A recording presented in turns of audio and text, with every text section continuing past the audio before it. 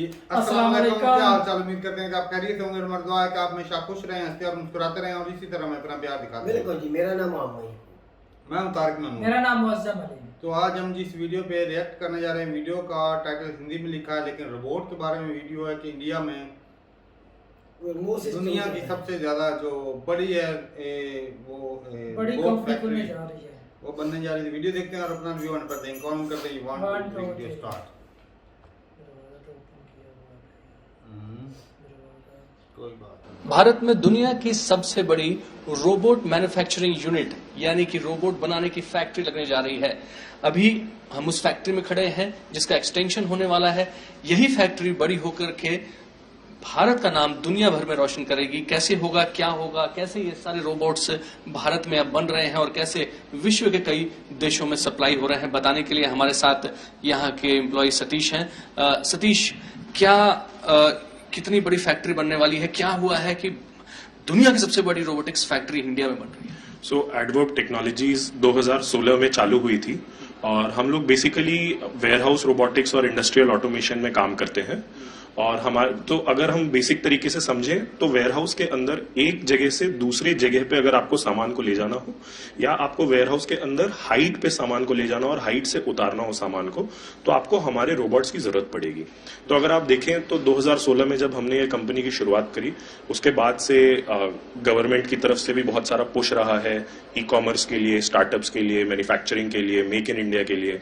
तो ये GST implementation हुआ, तो ये तमाम कारण है जिसकी वजह से वेयरहाउसिंग इंडस्ट्री में एक बूम आया है।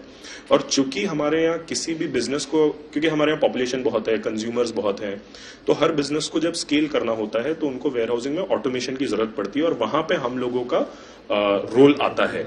तो तब से अगर आप देखें तो हमने तमाम तरह के क्लाइंट्स, एडवर्ब ने तमाम तरह के क्लाइंट्स ऐड किए हैं, जैसे यूनिलीवर हो, आईटीसी हो, मारिको हो, डाबर हो, रिलायंस हो, फ्लिपकार्ट हो, अमेजॉन हो।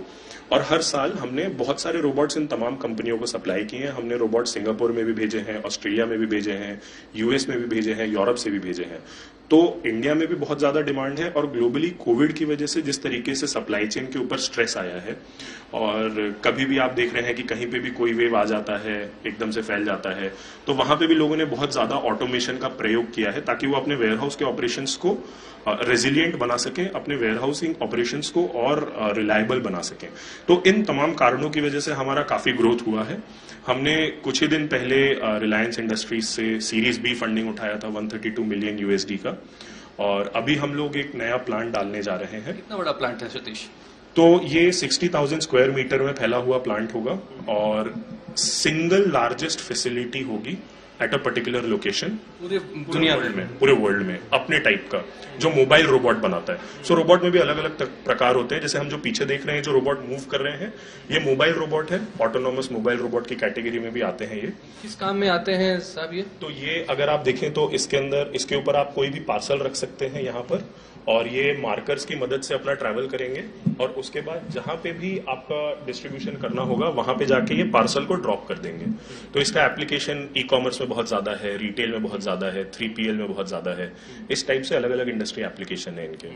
इसी तरीके के रोबोट्स वहां पे भी नजर आ रहे हैं, क्या इनका सेम काम है? यस, तो रोबोट का कैटेगरी सेम है, वो भी एक तरीके से मोबाइल रोबोट है, बट वो एक प्लेटफॉर्म पे काम करते हैं। वो छोटे लोड के लिए है, ये वाले रोबोट थोड़े बड़े लोड के लिए हैं। जो आपकी नई फैसिलिटी आ रही है, जो विश्व की सबसे बड़ी है, इसमें आप मोबाइल रोबोट्स बनाएंगे, तो उसमें क्या इसी तरीके के रोबोट्स होंगे? क्या डिमांड है? क्या इन्हीं तरह के रोबोट्स की डिमांड ज्यादातर आती है विश्व भर में जो आपके क्लाइंट्स हैं उनसे? हाँ, तो देखिए, दो टाइप के ऑटोमेशन होते हैं, दो टाइप के रोबोट्स होते हैं। एक होता है फिक्स्ड ऑटोमेशन, एक होता है फ्लेक्सिबल ऑटोमेशन। तो फिक्स्ड ऑटोमेशन वो ऑटोमेशन होता है जहां पे आपको कुछ रैकिंग स्ट्रक्चर डालना हो, जहां पे आपको एक फिक्स टाइप का स्ट्रक्चर डालना हो रोबोट को चलाने के लिए। उस टाइप के रोबोट्स भी हम लोग बनाते हैं, जिसे कार्टन शटल, पैलेट शटल या ASRS सिस्टम्स कहते हैं, automated storage and retrieval system. दूसरा सिस्टम होता है फ्लेक्सिबल ऑटोमेशन, जैसा कि आप यहां देख रहे हैं। यहाँ पे लिमिटेड इंफ्रास्ट्रक्चर की जरूरत होती है। आप नीचे मार्कर लगाएंगे, रोबोट तैयार कर देंगे। बहुत सारे ऐसे रोबोट होते हैं जिसमें मार्कर लगाने की भी जरूरत नहीं होती है और आप डायरेक्ट रोबोट तैयार कर सकते हैं। तो हम लोगों का स्ट्रेंथ जो है, जो पूरी दुनिया में किसी और कंपनी के पास नहीं है, कि जो फिक्स्ड और फ्लेक्सिबल कैटेगरी का ऑटोमेशन है वो सिर्फ हम ही करते हैं। तो इस नई फैक्ट्री में हम दोनों टाइप के रोबोट्स बनाएंगे। 60,000 स्क्वायर मीटर फैक्ट्री का पूरा क्षेत्रफल रहेगा और हम लोग अप टू 60,000 रोबोट्स मैन्युफैक्चर कर सकते हैं एक साल में। इन सारे रोबोट्स को मैन्युफैक्चर करने में कितने लोगों को डायरेक्ट और इनडायरेक्ट एम्प्लॉयमेंट मिलेगा? तो देखिए, अगर हम डायरेक्ट और इनडायरेक्ट एम्प्लॉयमेंट की बात करें तो उस नई मैन्युफैक्चरिंग फैसिलिटी से उत्तर प्रदेश में 3000 नए जॉब्स का क्रिएशन होगा कम से कम। डायरेक्ट एंड इनडायरेक्ट दोनों मिला के कम से कम 3000 जॉब्स का क्रिएशन होगा। और उसके अलावा इंडिया में भी ये फैक्ट्री एक पूरा रोबोटिक इकोसिस्टम बनाने में मदद करेगी। जिस तरीके से हम लोग देख रहे हैं कि कुछ साल पहले नोएडा एक तरीके से एक इलेक्ट्रॉनिक हब बना, नोएडा अभी टॉय हब बनने जा रहा है। इस तरीके से बैंगलोर हमारा स्टार्टअप हब बना इंडिया के अंदर, और टेक्सटाइल हब्स बने बहुत सारे शहर। उसी तरीके से समय आ गया है जब इंडिया में एक रोबोटिक हब भी होना चाहिए, एक रोबोटिक इकोसिस्टम भी होना चाहिए। तो ये फैक्ट्री एक इकोसिस्टम बनाने में भी बहुत बड़ा रोल प्ले करेगी, जहां पे ना सिर्फ हम अपने रोबोट्स बनाएंगे बट हम लोगों के जो सप्लायर्स होंगे वो जिस टाइप के पार्ट्स बनाएंगे उसका डिमांड पूरे वर्ल्ड में रहेगा और वो अलग अलग वर्ल्ड के रोबोट मैन्युफैक्चरर्स को अपने पार्ट दे सकते हैं। तो उस तरीके से हम एक इकोसिस्टम भी बनाने में सफल रहेंगे उस फैक्ट्री के द्वारा। ये भी हम लोगों का एक विजन है। सो विजन बड़ा है, लक्ष्य बड़ा है। दुनिया के दृष्टिपटल पर भारत रोबोटिक्स की इंडस्ट्री में एक बड़ा मुकाम अब हासिल करने जा रहा है। नोएडा में दुनिया की सबसे बड़ी रोबोटिक्स की फैक्ट्री बनने जा रही है।